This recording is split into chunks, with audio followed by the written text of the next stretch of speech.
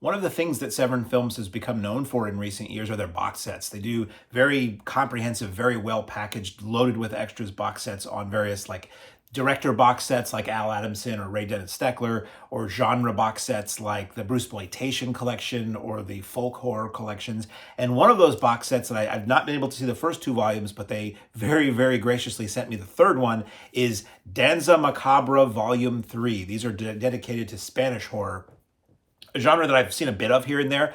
But what's great about Severin is they may throw some titles in these discs that you might have heard of, but mostly they're films that most people here have never seen. Most people in the English-speaking world, let's say, have never seen, and they're doing these amazing restorations. So this is Danza Macabra Volume 3, the Spanish Gothic collection.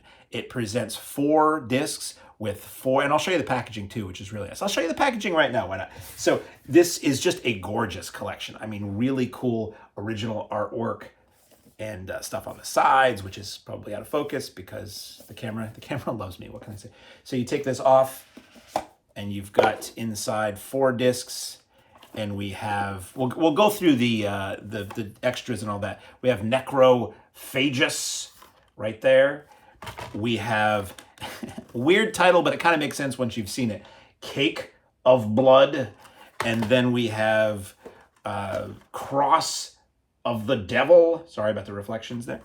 And then we have The Night of the Walking Dead. And they're all nicely packaged, and it's not a lot of, no tuck-ins or anything, as they say, but it's a really nice package, really strong, sturdy box, and just beautiful original like Spanish poster art for that. So that's what we're going to talk about.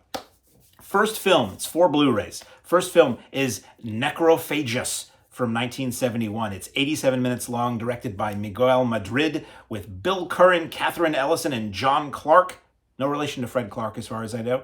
Audio is English or Spanish with English SDH subtitles, which is not ideal for the Spanish language version because SDH subtitles will say doorbell rings, gunfires, and to me, I just, as somebody who doesn't need the SDH kind of subtitles, it's distracting, and sometimes it'll give something away before you hear it on screen. So that's unfortunate that it isn't just straight subtitles for that one.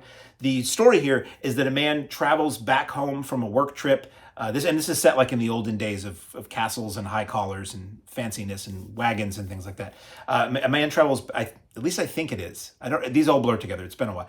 Anyway, it's set, let's say it's set in 1971 or earlier. So as far as anybody right now is concerned, it was set a long time ago. The guy travels back home from a work trip to his family castle to reunite with his pregnant wife, only to be told that she died in childbirth and she died in stillbirth. He doesn't quite believe that that's how she died, so he decides to investigate. And let's just say, I'm not going to tell you the whole story on any of these. Bizarre and shocking revelations are presented in the nearby graveyard. This film is kind of goofy.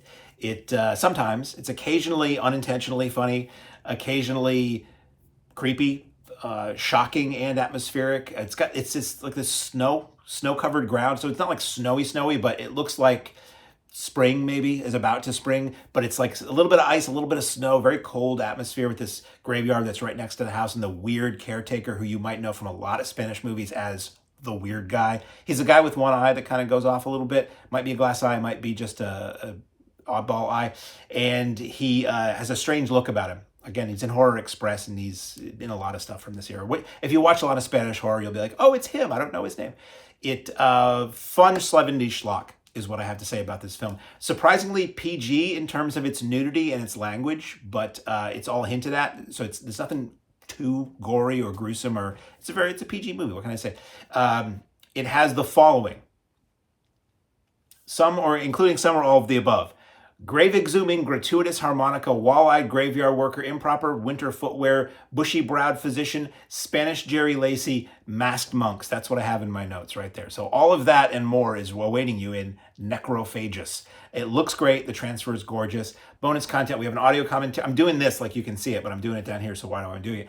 Audio commentary by Andy Marshall Roberts, host of the Nasty Pasty podcast.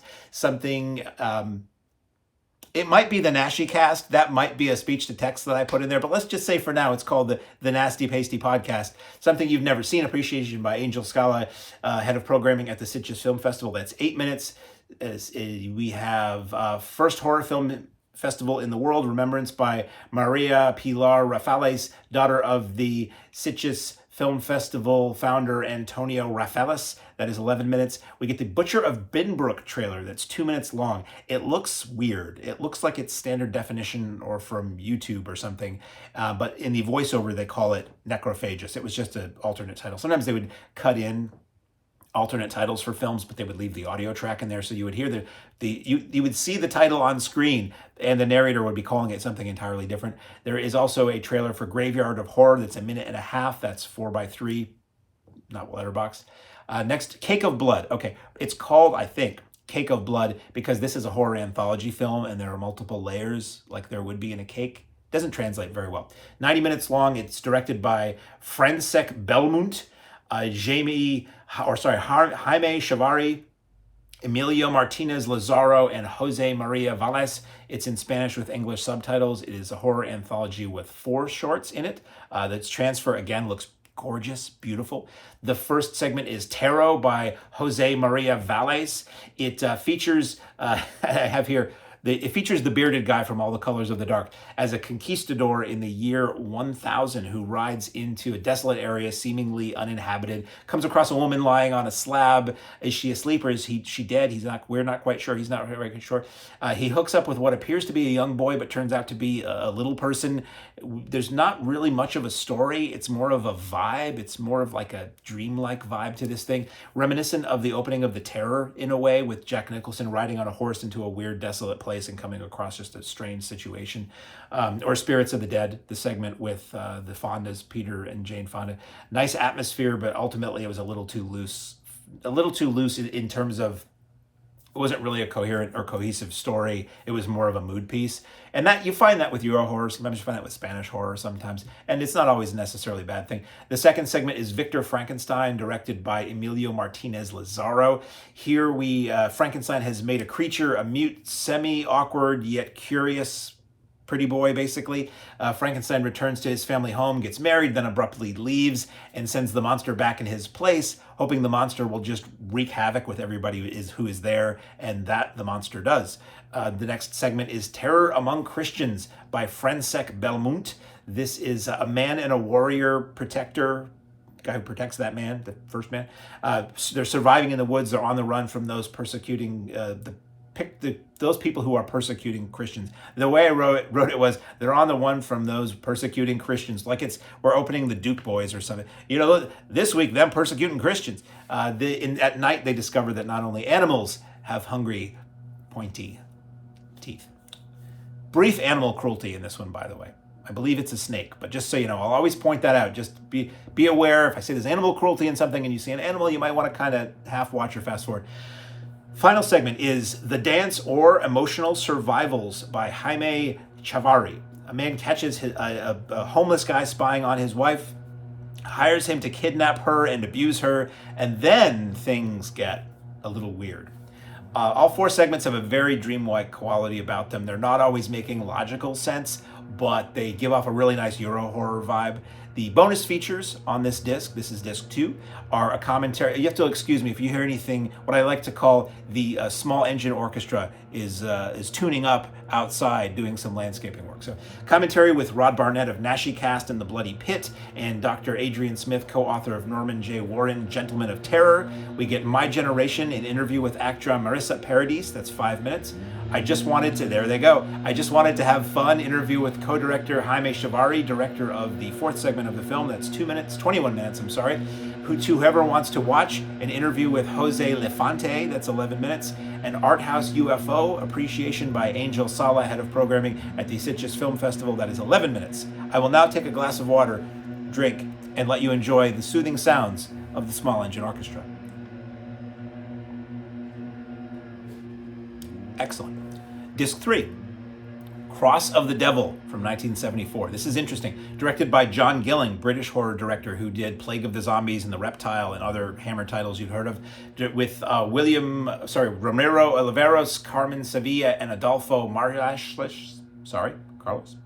Spanish with English subtitles. It's a good transfer, but its use of a fog filter throughout, which was a very 70s thing, kind of makes the image look a little soft here and there, so you might not see that razor sharp image that you're used to with Blu-ray. Man in England travels to visit his sister, arrives to find out that she's dead, so this is similar to the first film in the set that we were talking about. Investigates how it happened, and it seems that the Knights Templar may be involved. So if you know Spanish horror, and you know the, I believe it's Armando de Osorio, the Blind Dead films, the Blind Dead trilogy. This is another film that draws upon that legend of the Templar Knights for its horror, but it's actually based on a really old writing. So it's not like it's necessarily based on the, I'm sure the Blind Dead films didn't hurt this, unless I'm wrong and those came out before. This is 1974. Those had already been coming out. So it's another, interesting to see another take from the era of the Blind Dead films on the Blind Dead.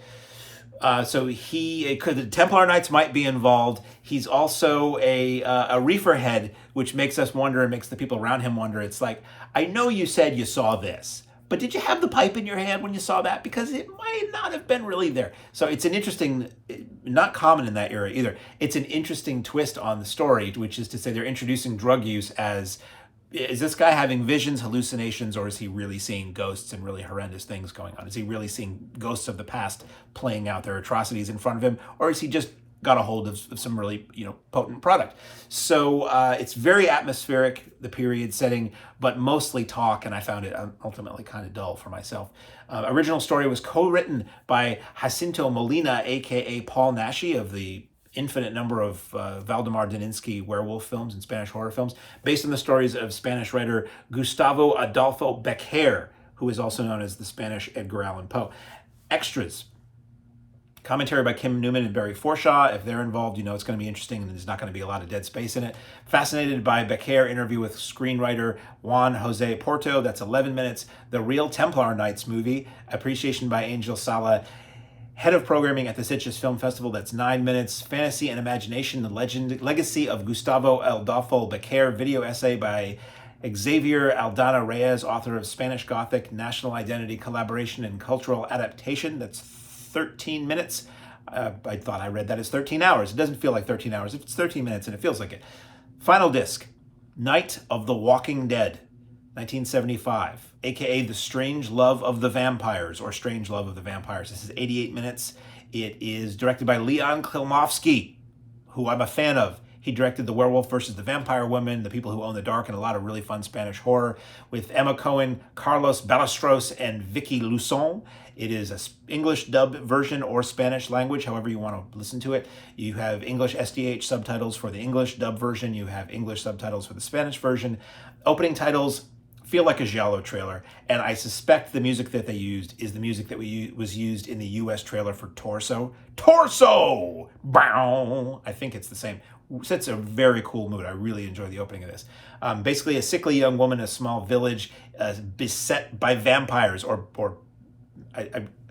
what I have here, sometimes I'll watch the movie and I'll quickly dictate a little speech to text. This says, in a small village beret by vampires. I don't think it was a raspberry beret. I don't think it was a blood red beret. I think it meant to be, I meant to say, it's a village that is being pested by vampires, a pestilence of vampires. She is welcomed in their culture by a handsome older man who will survive and what will be left of them.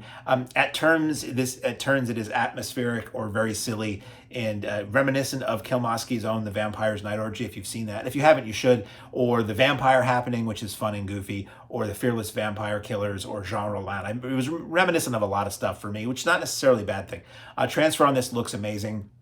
Commentary by Kat Ellinger, who's fabulous as always, really digs into the themes and Spanish horror as a whole and all that, and the genre as a whole. A Deadly Invitation to Another Dimension, appreciation by Angel Sala, head of, sing along if you know the words, programming at the Sitges Film Festival. That's 10 minutes. And the whole time I'm looking at the bookshelf behind him and I'm going, okay, I've got that one. What's that one? I got that one. Anytime somebody's in front of a shelf, I'm almost invariably looking more at what's on the shelf than really what they're doing. Leo's signature interview with writer Juan Jose Porto, 8 minutes. Dead Man Walking interview with actor Jose Lefante, 18 minutes. Spain's Cinematic Vampires video essay by Xavier Aldana Reyes, author of Spanish Gothic, National Identity, Collaboration, and Cultural Adaptation, 25 minutes. And alternate Spanish title sequences that is 1.5 minutes, and it is a bit cooler font that is used. This is how many people are going to talk about this in the review.